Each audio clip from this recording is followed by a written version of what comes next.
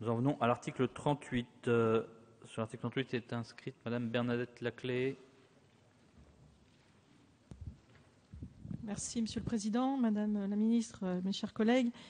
Au moment où nous abordons cet article 38, qui commence pour le chapitre 2, appelé coopération et regroupement des établissements, je voudrais me faire le porte-parole, si vous me le permettez, de la forte inquiétude de mes collègues parlementaires, mais également élus locaux et des universités au regard des dispositions relatives aux communautés d'universités et des prérogatives qui leur seraient données. Je pense, Madame la Ministre, que vous connaissez les résultats obtenus par des unités de petite ou moyenne importance, mais qui ont le vent en poupe pour la qualité de leurs résultats.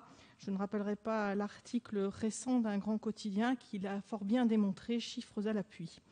Ces universités sont soutenues fortement par leur territoire.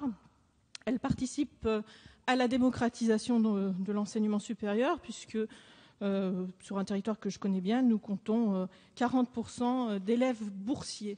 La place des collectivités locales, vous nous avez dit tout à l'heure, Madame la Ministre, est humiliante si elles ne votent pas.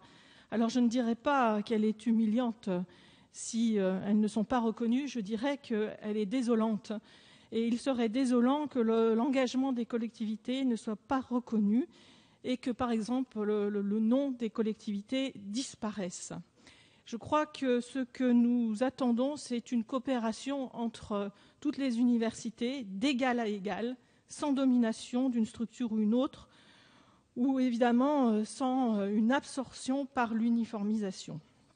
Donc merci, Madame la Ministre, de bien vouloir nous dire votre analyse et les garanties de votre loi pour garantir le respect de l'autonomie de chacun. Par exemple, qu'il n'y ait pas d'accord dont pourrait se prévaloir quiconque avant le vote définitif de cette loi. Également, nous préciser que le décret ne pourra intervenir que dès lors que chaque établissement ou organisme a délibéré et obtenu dans chacun des conseils la majorité simple.